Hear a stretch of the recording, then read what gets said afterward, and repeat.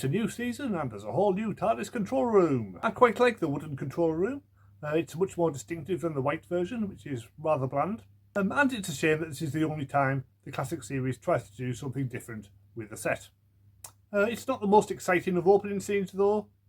Just the Doctor and Sarah finding the new control room and then stepping out into a black void. It may have worked better if they'd started with the big location action scene to draw in casual viewers, but the show was very popular at the time, so maybe they just didn't feel the need. This is the first real historical setting since the Time Warrior. Pyramids of Mars doesn't count as it was only 50 years earlier, and it works a treat. It makes full use of the beautiful locations in Port Meridian, and there's lots of sword fights and horseback chases to give it that whole medieval Robin Hood swashbuckling feel.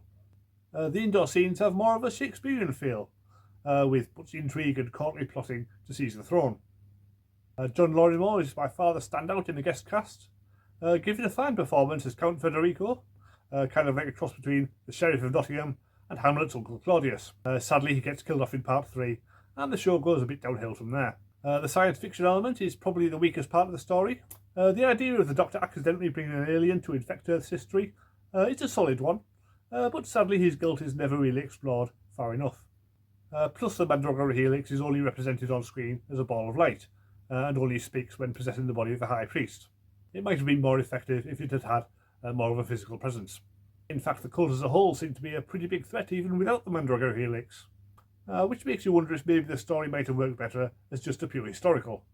Certainly the final episode is the weakest part, as without Count Federico, the Doctor just has the Mandragora to fight off. Somehow he manages it, but with all the reversals of the High Priest impersonating the Doctor, and the Doctor impersonating the High Priest, I'm not entirely sure how he managed to pull it off. Maybe a few more words of explanation at the end might have helped, because at the moment it all seems rather anticlimactic. This is not a great story for Sarah either. I can imagine Elisabeth Sladen may have decided to leave after reading this script, in which she just gets captured over and over again and nearly kills the Doctor with a hatpin. It would have been really embarrassing if Peter Davison had showed up 5 years early and it was all her fault. The DVD has more than an hour of special features.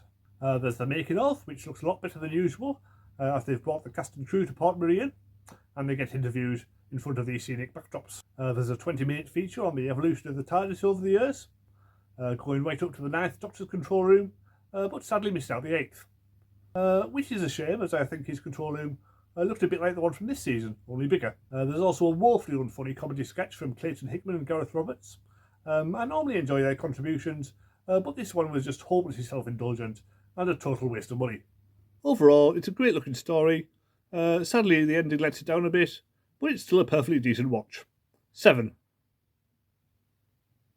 Next week, get your tissues ready because Sarah Jane's leaving in the Hand of Fear. So press subscribe to be sure of seeing that, and check out the link in the description to see the playlist of all my Doctor Who reviews so far. See you next time.